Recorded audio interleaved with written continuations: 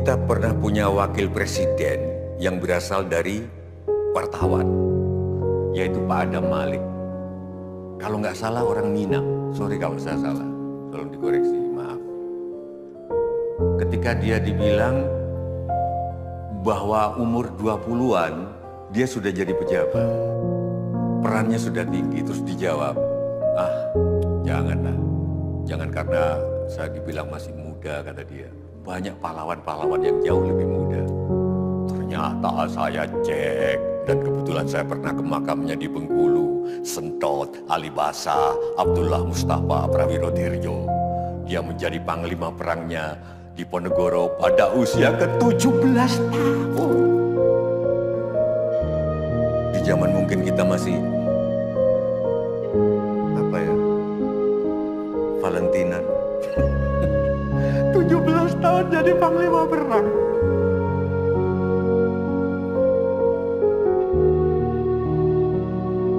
Napoleon juga waktu muda. Oke lah, gak usah kejauhan ke Napoleon Bonaparte dari Perancis.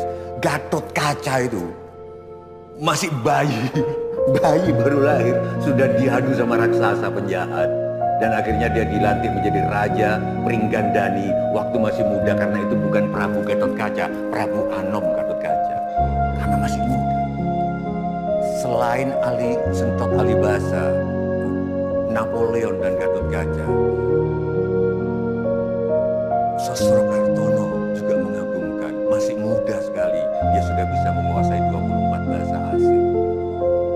Itu loh yang syairnya sering aku kutip dan kalian sebagian hafal. Suke tanpa bondo, Diktoyo tanpa aji.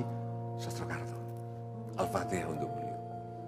Bahkan ada yang bilang 32 bahasa asing. Tapi yang lebih hebat dari semua itu, lebih hebat dari Napoleon, lebih hebat dari Gatot Kaca, lebih hebat dari Sosrokartono, menurutku adalah Gibran. Tahu Gibran kan? Usianya baru 20 tahun, udah menghasilkan karya. Karyanya Spirit Rebellious, namanya Khalil Gibran, orang Lebanon.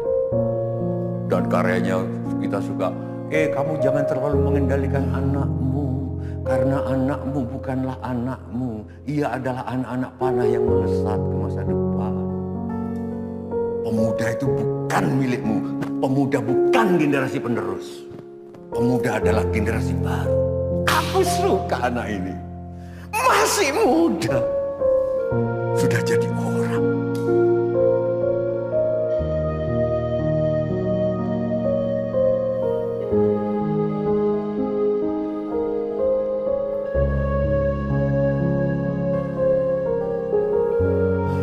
Melihat foto-foto albumku zaman muda, aku juga jadi teringat waktu masih SMA, aku disalib oleh rombongan sepeda motorku disalib oleh waktu itu aku bawa CB dan salibannya digeber.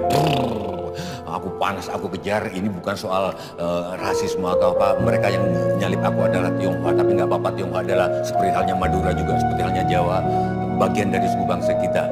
Aku datangin markas mereka, walaupun aku takut karena sering nonton film kungfu waktu itu, Bruce Lee. Wah, orang-orang Tionghoa ini pasti jago bela diri. Mereka nunggu di luar, rombonganku jauh lebih kecil, dan aku masuk. Aku gedor pintunya dan kita berembuk di dalam. Untungnya tidak terjadi perkelahian, tapi kalaupun terjadi perkelahian, aku siap. Yang terjadi waktu itu perdamaian. Dan waktu ibuku meninggal di Situbondo, Jawa Timur, aku harus mengejar pesawat dari Palmerah ke bandara. Supir taksinya lelet, nyetirnya lamban, ya meskipun aman, aku tarik kerah bajunya dari belakang. Ayo Pak, harus sampai bandara, kalau enggak aku bunuh kamu. Akhirnya sampai bandara tepat waktu, aku nggak ketinggalan pesawat. Ibu saya meninggal. Aku juga jadi teringat ketika itu ujian teknik baja. Waktu aku kuliah di teknik sipil ITB, aku jalan kaki tepat di depan rumah sakit Boromius, mau belok kiri ke Jalan Ganesa ke kampusku. Tiba-tiba aku melihat angkot hijau, ada cewek cantik rambutnya panjang. Aku pengen tahu di mana dia rumahnya. Gak ada kesempatan lagi kecuali aku ikut naik angkot itu sampai aku tahu rumahnya. Dan ujian baja aku tinggalkan. Waktu itu dosennya Pak Adang. Aku ingat, halo Pak Adang. Dan bukannya ketika aku menikah, aku datang ke calon mertuaku di Cilegon. Aku datang sendirian ketika ditanya oleh calon mertua, di mana keluarga dan orang tuamu? Aku datang sendirian, aku laki-laki. Dan ketika ditanya apa pekerjaanku, aku bilang gak jelas, gak tahu atas pertimbangan yang pasti bijaksana untuk anaknya, tidak disetujui. Aku tarik, aku culik karena itu gadis ini lompat pagarnya, aku bawa ke Bandung dan akhirnya kami disetujui menikah. Semangat pemuda. Dan aku jadi mengerti kenapa Soekarno hanya perlu 10